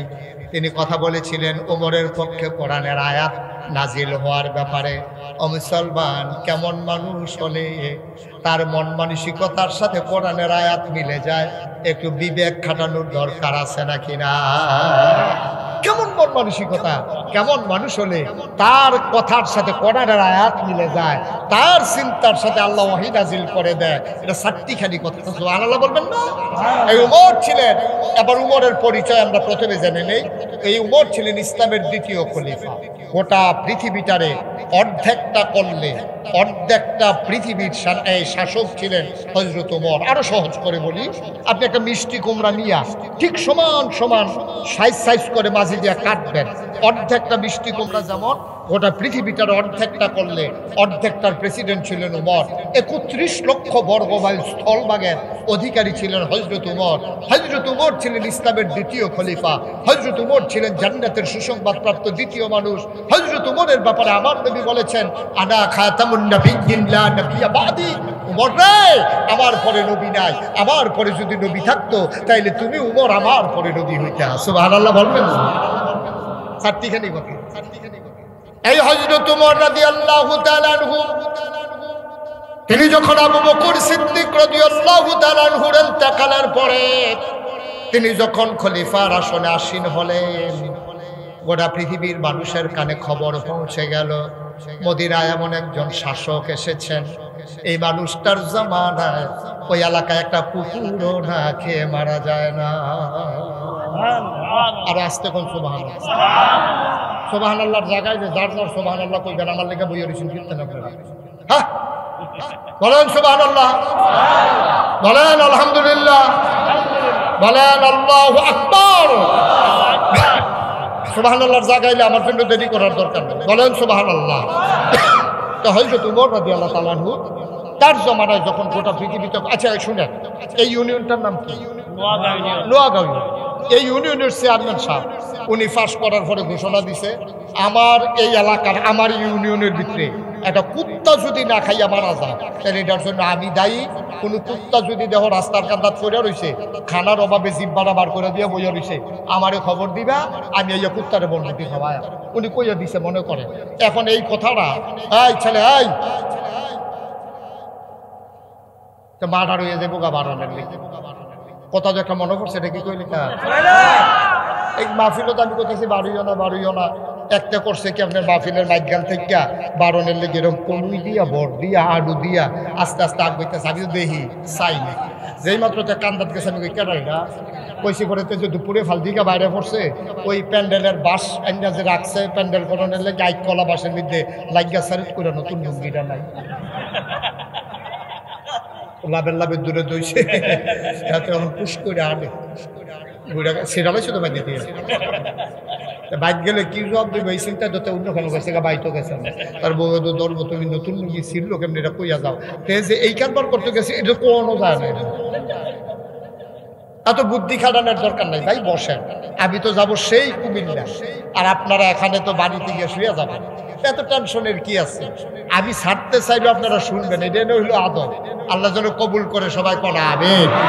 আমরা খেয়াল করে বসবো ইনশাল্লাহ। তো যেই কথাটা বলতেছি না, এখন এই ইউনিয়নের চেয়ারম্যান যদি এই ঘোষণা দেয় আর প্রকৃত অর্থেই যদি এমন হয়ে যায় ইউনিয়নটা, তখন দেখবেন অন্যান্য ইউনিয়ন থেকে দেখতে আসবে, আরে আমরা নোয়াগাঁও ইউনিয়নটা বিলে শুনছি এরকম কুত্তাও বিলে না খাইয়া মরে না, কোনো মামলা নাই, কোনো হামলা নাই, কোনো ফিরাফিরি নাই, চুরি ডাহাতি নাই, দরজা খুল্লা রেখা বাচ্চা ঘুমাইতে আছে, ঘরের ভিতরে কেউ ডরে ওডি হয় না।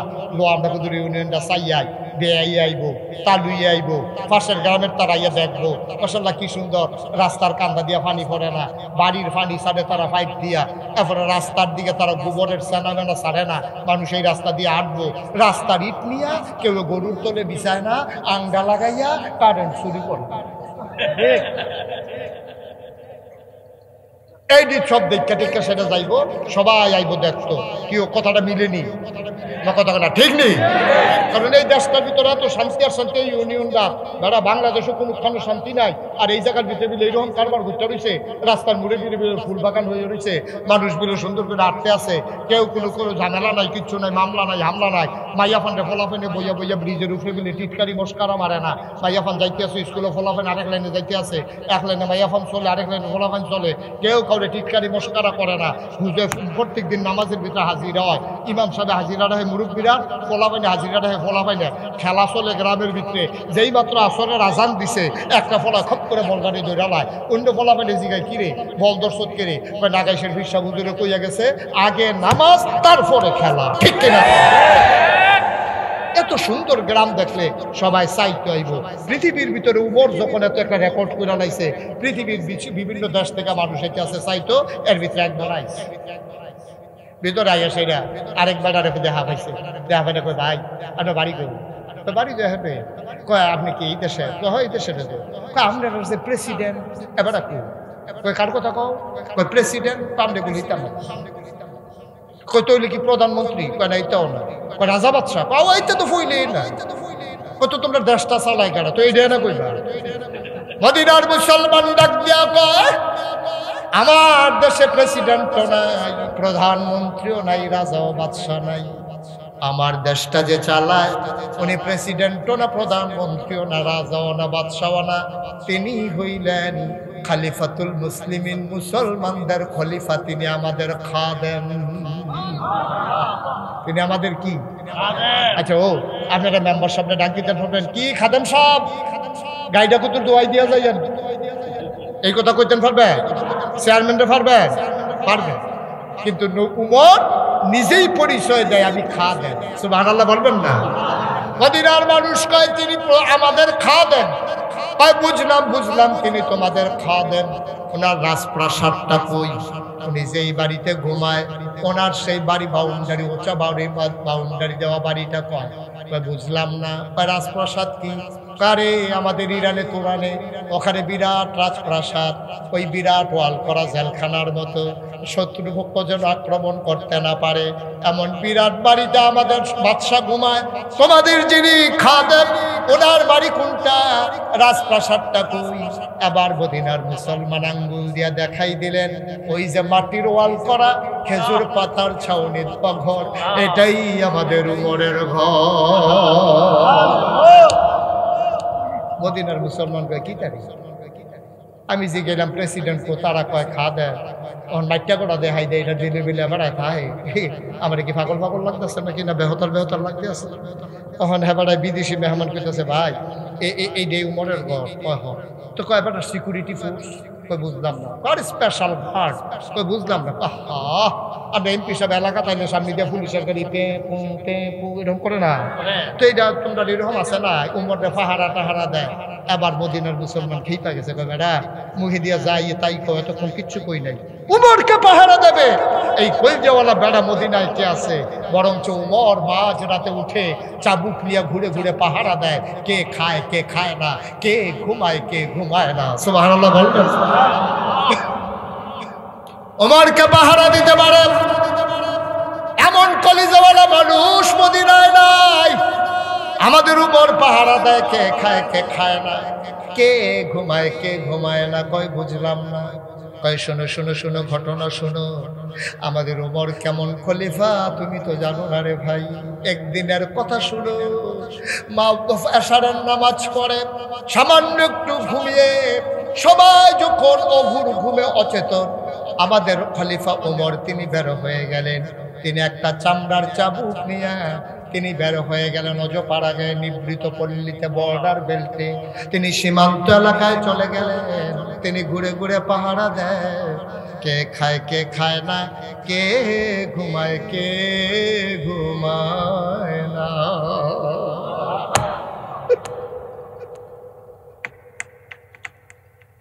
পাখিগুলো আপন নিরে ঘুমিয়ে পড়েছে, গরুগুলো গোয়াল ঘরে, দাওয়ারিশ কুকুরগুলো নিরাপদ আশ্রয়ে ঘুমায়। প্রিয়তম স্বামী প্রিয়তমা স্ত্রীকে নিয়ে ঘুমিয়ে পড়েছে। ছোট্ট শিশু মায়ের বুকে মুখ রেখে ঘুমায়, কেউ জান্না নাই, উমরের চোখে ঘুম নাই। ঘুরতে ঘুরতে তিনি চলে গেলেন অজপাড়া গায়ে, বর্ডার বেল্টে, সীমান্ত এলাকায় একাকি ঘুরে। মৃদু মন্দ বাতাস, ফকফকা জ্যোৎস্না। তিনি ঘুরতেছেন আর তালাশ করতেছেন কোনো মানুষের কোনো বিপদ আছে নাকি। ঘুরতে ঘুরতে তিনি চলে গেলেন এক দূর, কিছু দূর হঠাৎ করে তাকিয়ে দেখলেন একটা কেমন যেন মিটি মিটি আলো জ্বলতেছে। আর তাকায়া দেখে ওই ঘরের ভেতর থেকে কান পেতে শুনে যেন কান্নার আওয়াজ শোনা যায়। হযরত ওমর পৌর মানুষ, তিনি দিলেন দৌড়, দৌড়ে দৌড়ে তাঁবুর কিনারে গেলেন। তাকায়া দেখে তাঁবুটা মাঝে মাঝে ছিদ্র ছেঁড়া, ভেতরে মিটি মিটি আলো জ্বলে। দুইটা ছোট বাচ্চা বুকটা নিচের দিকে দিয়া পেটের নিচে দুই টুকরা পাথর দিয়া শুয়ে আছে। আর মাটা চুলার ভিতরে আগুন জ্বালাইয়া একটা পাতিলার ভিতরে পানি দিয়া কয়েক টুকরা পাথর দিয়া কাঠি দিয়া নাড়তেছে আর চোখের পানি মুছতেছে। বাচ্চারা কাঁদতেছে, মা তুমি না বলেছো ইসলামের মুসলমানের দেশে খাবারের অভাব নাই, তুমি না বলেছো ওমরের দেশে কুকুর না খেয়ে মারা যায় না। ওই 3 দিন ধরে কাফেরের দেশে খাই নাই গো মা, মুসলমানের দেশে আসলাম খাবারের আশায়, সকালবেলা আসলাম কোনো খাবার কেউ দিল না। দুপুর হয়ে গেল, কেউ খবর নিল না। বিকেল হয়ে গেল, সূর্য হারিয়ে গেল পশ্চিম আকাশে। আম্মা, আম্মা গো, কেউ আমাদের খবর নিল না। রাত পার হয়ে যায়, কই তোমার উমর, কই তোমার ইসলাম, কই তোমার মুসলমান, কেউ তো খবর নিল না গো আম্মা। উমর কান পেতে শুনতেছে, বাচ্চারা হাউ মাউ করে কান্দে, আর মহিলাটা আঁচল দিয়ে চোখের পানি মুছে, আর পানির ভিতরে পাথর দিয়া কাঠি দিয়া নাড়তেছে, বাচ্চাদেরকে মিথ্যা সান্ত্বনা দেয়। ও বাবারা, ঘুমিয়ে পড়ো, তোমাদের জন্য খাবার রান্না করতেছি, কিছুক্ষণের ভিতরে খাবার হয়ে যাবে, তাইলে আমি তোমাদেরকে ডেকে নেব, এখন ঘুমিয়ে পড়ো। মায়ের চিন্তা হলো, বাচ্চারা যদি ঘুমিয়ে যায় খাবারের জন্য আর বিরক্ত করবে না।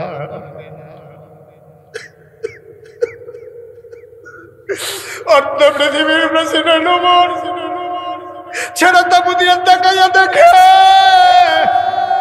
চোখ দিয়ে টপ টপ করে পানি পড়তেছে, কপালে ঘাম জমে গেছে, ওই কপালের ভেতরে চিন্তার বলি রেখা দেখা দিয়েছে। তিনি টেনশনে পড়ে গেলেন, হাউ মাউ করে চিৎকারও করতে পারেন না, মানুষেরা টের পেয়ে যাবে। তিনি হঠাৎ চিন্তায় পড়ে গেলেন, কিয়ামতের ময়দানে আল্লাহ যদি আমার ডাক দেয় আমি কি জবাব দেব। তিনি দিলেন দৌড়ে দৌড়ে দৌড়ে দৌড়ে দৌড়ে তিনি মদিনায়, যেখানে রাষ্ট্রীয় গোডাউন মাল সামানা যেখানে জমা করা আছে, গোডাউনের দরজায় গিয়ে দাঁড়ালেন। দাঁড়িয়ে তিনি আস্তে করে দারোয়ানকে ডাক দিলেন, দরজায় নক করলেন। দারোয়ান হযরত ওমরকে দেখে বললেন, আসসালামু আলাইকুম ইয়া আমিরাল মুমিনিন, ইয়া খলিফাতাল মুসলিমিন। এত রাতে কেন আপনি এসেছেন? ওমর ডাক দেয়া কয়, ভাই তাড়াতাড়ি করো, বস্তার ভিতরে একটু আটা দাও, কিছু সবজি দাও, পাকা খেজুর দাও, বস্তার বুকটা শক্ত করে বেঁধে দাও।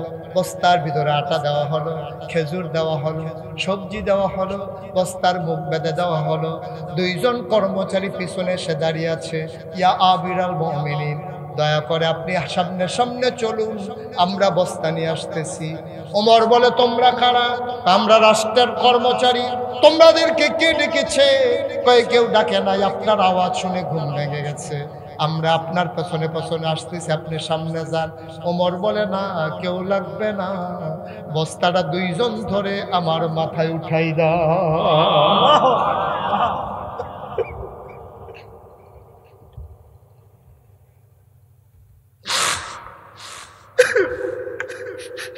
বস্তাটা মাথায় উঠাই দাও। কর্মচারীরা আমরা রিজাইন নেব, চাকরি করবো না, আমরা থাকতে আপনি যদি বস্তা মাথায় নেবেন তাইলে আমাদেরকে কেন রেখেছেন? আমাদেরকে বিদায় করে দেন। ওমর বলে, কেন? আমি বস্তা নিলে সমস্যা কি? দায়িত্ব আমার, বস্তা তাড়াতাড়ি আমার মাথায় দাও। যুবকেরা বলে, কর্মচারীরা বলে, না, আপনি সামনে সামনে যান, আমরা বস্তা নিয়ে আসতেছি। ও আইরলের মুসলমান, মুশতাক ফয়েজি কোনোদিন তোমাদের কাছে আসে নাই, আর কোনোদিন আসবো কিনা জানি না। কোনোদিন যদি মুশতাক ফয়েজি না আসে, মনে রাখবা আমি এসেছিলাম, মনে রাখবা আমি কথা কয়টা বলে গেলাম। মাইনা মাইনা চইল, একদিন তো তুমি মরেই যাবা, তোমারে যেই দিন কাফন পরাইয়া মাটির কবরে দাফন করে দেবে, এমন একটা জিন্দেগি কইরো রে ভাই, সবাই দেখুক মাটির কবর, তুমি যেন মাটির কবর মাটি নাই, তুমি যেন দেখো মাটির কবর জান্নাতের টুকরা হয়ে গেছে।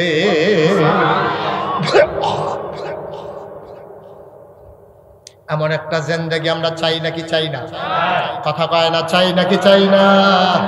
মুসলমান, মন দিয়ে শোনো। ওমর কয়, আমার বস্তায় দাও। কর্মচারীরা কয়, আমরা নেব। ওমর বলে, কে কে বস্তা নিতে চাও? দুইজন হাত উঠালেন কর্মচারী। ওমর কয়, বস্তা দেব, তবে একটা শর্ত আছে। কয়, শর্ত কি? কয়, কিয়ামতের দিনে হাসরের ময়দানে মুসিবতের সময় আমি ওমরের যখন একটা গুনার ঘাটতি হবে, বস্তা হবে, সেই বস্তা তোমাদের ভিতরে যে নিতে রাজি হবা, আজকে আটার বস্তা আমি তার মাথায় দেব।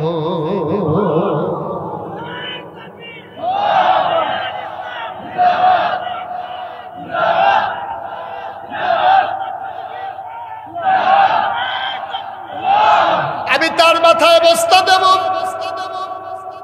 যে মানুষটা কিয়ামতের ময়দানে আমার গুনার বস্তা নেবা, এখন আর কেউ আগায় না, সবাই পেছনে পড়ে গেছে। উমর কয় জানতাম, এটা আমি জানতাম, আমার স্ত্রী আমার গুনার ভাগ নেবে না।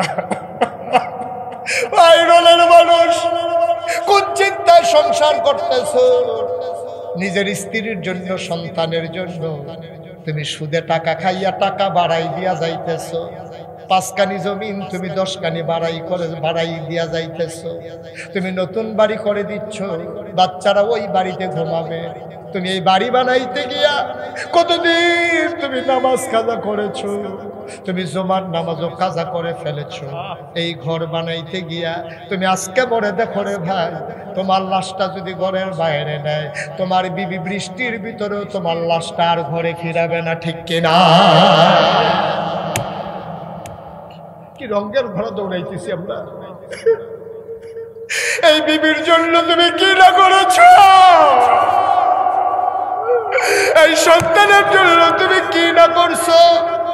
আজকে মাহফিলের পরে বাড়িতে গিয়ে তোমার বিবিরে জিগাইবা, ও বিবি, আমার জীবনে যত গুনাহ তুমি ভাগ নেবা নাকি?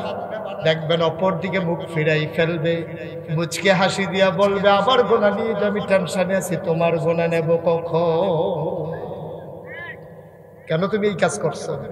তুমি কি না করছো? তুমি তোমার আব্বা তোমার আম্মা তোমার কত কষ্ট করে বিদেশ পাঠাইছে। আরে তুমি তো জানো না, তোমার সব হয়ে গেছে, তোমার টিকেটের টাকা নাই, তোমার আব্বা পাগলের মতো দৌড়াইতে আছে, কেউ টাকা দেয় না।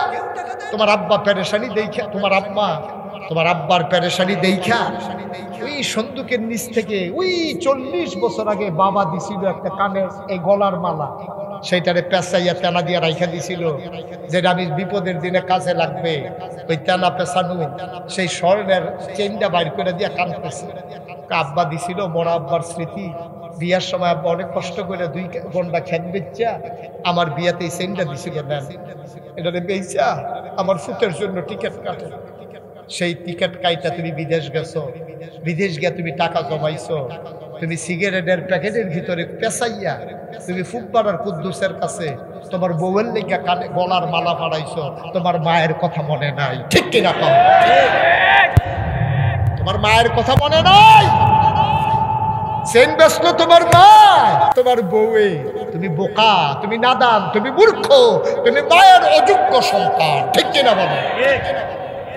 তোমার উচিত ছিল তোমার মায়ের কাছে চেনটা পাঠানো, যে আম্মা তোমার চেনটা আমি ঋণী, আমি একটা চেন কিনতে পারছি আম্মা, এটা তোমারে পাঠাই না। তোমার মা এত বোকা না। তোমার মায়ের চেনটা পাইয়া কি করতো জানো? একবার বলতো, বউ রে বউ, আমার ফুতে চেন ফাটাইছে, দেখি আমার গলা পরাই দাও, দেখি কেমন দেখা যায়। চেনটা দিয়ে তোমার মা কাঁদতো, তোমার জন্য দোয়া করতো, তারপরে এই চেনটা খুইলা তোমার বউয়ের গলায় পরাই দিত, ঠিক কিনা বলো? তোমার মা বুড়া বেড়ি চেন ফরার লেগে এত পাগল না। তুমি ব্যাকল, তুমি সুন্দর করে মারে দিলে তোমার বউয়ে পাইতো, কিন্তু তুমি বউয়েরে দিয়া মার কইজাটারে ভাঙ্গা লাইছো, ঠিক কিনা? খুব খেয়াল। তোমার গুনার ভাগ তোমার বউ নেবে না, তোমার গুনার ভাগ তোমার ছেলে নেবে না, তোমার মেয়ে নেবে না। ওমর ডাক দেয়া কয়, কথা মনে আছে নাকি? ওমর ডাক দেয়া কয়, গুনার ভাগ যে নেবে তার মাথায় আটার বস্তা দেব, কেউ আর আগায় না। ওমর কয়, জানতাম কেউ নেবা না, দাও দাও দাও, আমার গুনার বস্তা আমাকে যেহেতু নিতে হবে কিয়ামতের ময়দানে, আজকে আমার দায়িত্বের আটার বস্তাটাও আমার মাথায় উঠাই দাও। 2 জন ধরে আটার বস্তাটা ওমরের মাথায় উঠাই দিল। ওমর আস্তে করে, বুড়া মানুষ আটার বস্তা নিয়ে মরুভূমির মাঝে হাঁটতেছে। আকাশের চাঁদটা দেখে লজ্জা পাইছে, মেঘের আড়ালে লুকাই গেছে। সুবহানাল্লাহ বলবেন না? আকাশের চাঁদটা যেন মনে মনে ডেকে কয়, মাওলা এটা কি দেখলাম মাওলা? হযরত ওমর পৃথিবীর প্রেসিডেন্ট জান্নাতের সুসংবাদ প্রাপ্ত দ্বিতীয় মানুষ, আমিরুল মুমিনিন খলিফাতুল মুসলিমিন। এই উমর কেন আজকে মাথার ভিতরে আটার বস্তা নিয়ে দৌড়ায়? ফেরেশতারা চিৎকার করে কান্দে, মাওলা এই মানুষটি তুমি বানাইছিলা মাওলা, এটা কেমন মানুষ গো মাওলা? উমর দৌড়ায় দৌড়ায় দৌড়ায়, দৌড়তে দৌড়তে ঘামতে ঘামতে তিনি ওই মরু প্রান্তরে বর্ডার বেল্টে সীমান্ত এলাকায় ওই ছেড়ে তাঁবুর সামনে গিয়ে দাঁড়ালেন। সালাম দিলেন, আসসালামু আলাইকুম। ভেতর থেকে মহিলা কয়, ওয়ালাইকুম আসসালাম। ওমর ডাক দেয়া কয়, মা ও মা, দরজা খুলে দাও গো মা। তাকায়া দেখো কে তোমার দরজায় দাঁড়িয়ে আছে।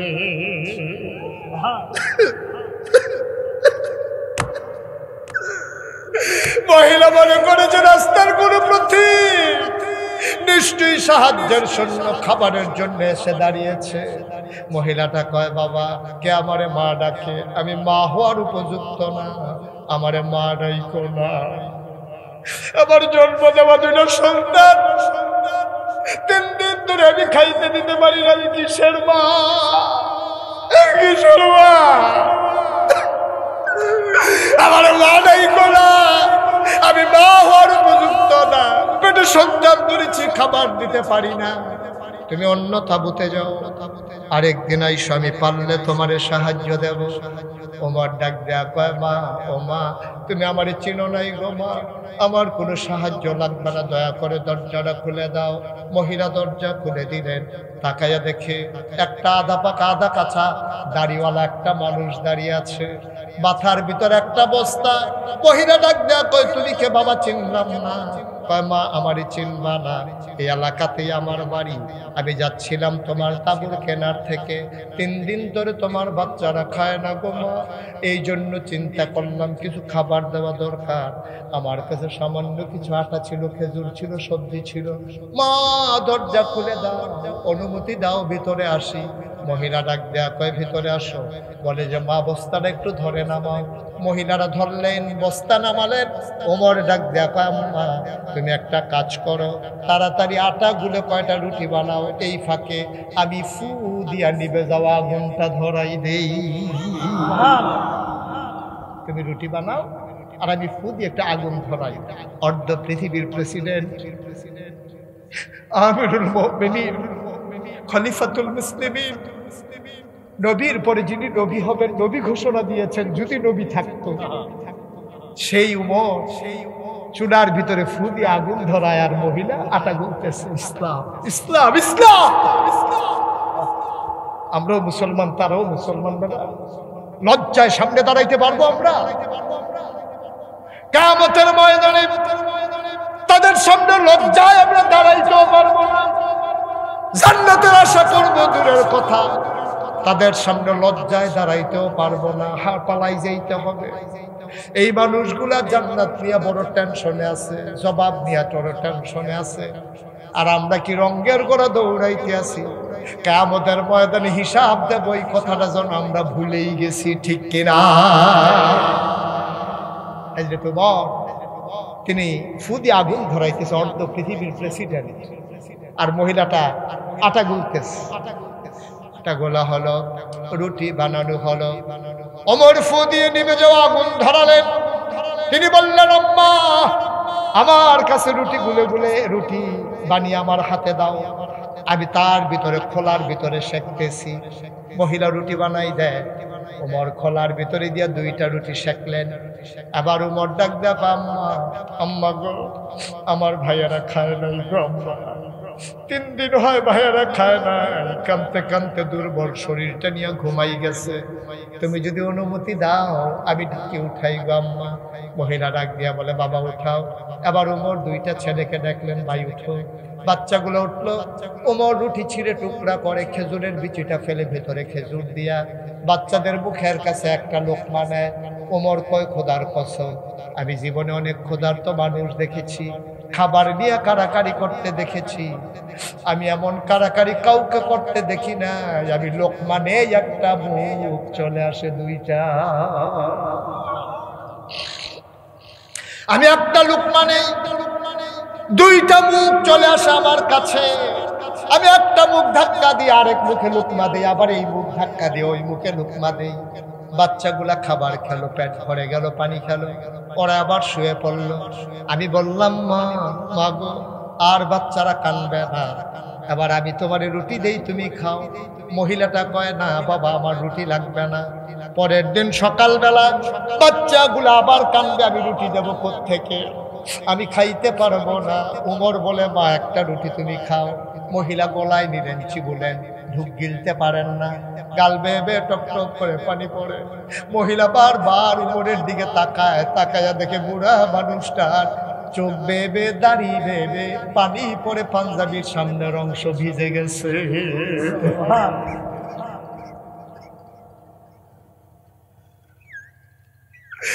মানুষটার পাঞ্জাবিরা ভেজা, দাঁড়িয়ে বেবে টপ টপ করে চোখের পানি পড়ে।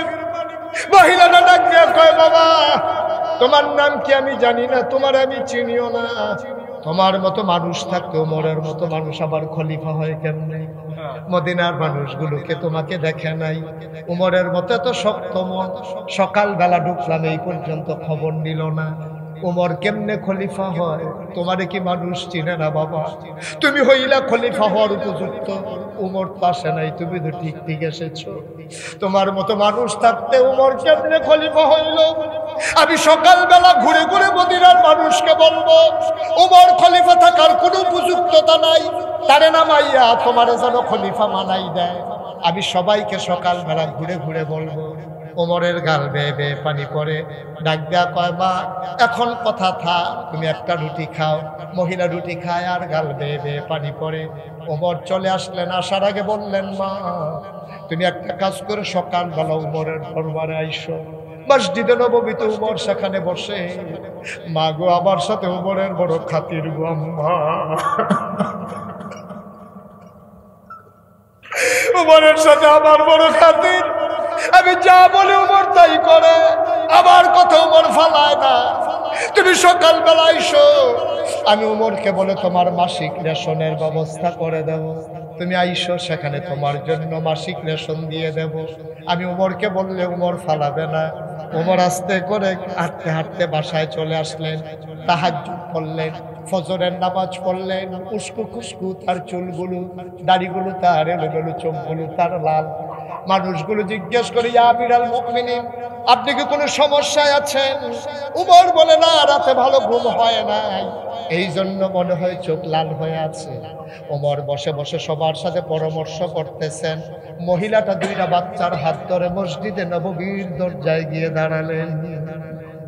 একজন মানুষকে জিজ্ঞেস করে, ভাই ও ভাই, একটা লোক বলছিল এখানে নাকি উমর থাকে, আমাকে দেখা করতে বলছিল। ভাই, ওই যে মসজিদের ভেতরে, আমি নাকি এখানে নাকি উমর বসে। উমর কোনটা?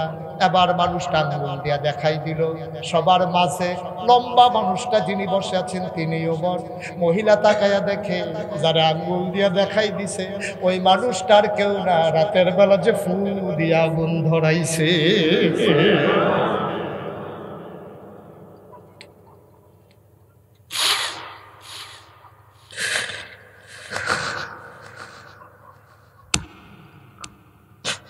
মহিলারা ভয় পেয়ে গেলেন। তিনি মনে করলেন, এই মানুষটা নিশ্চয়ই আমাকে ছাড়বে না। আমি শুনে শুনে তার গালিগালাজ করছি, আমি তার কত সত্য কথা বলছি, এই মানুষটা আমারে ছাড়বে না। মহিলাটা দুইটা বাচ্চারে ধরে দিলেন, উমরের নজর পড়ে গেছে।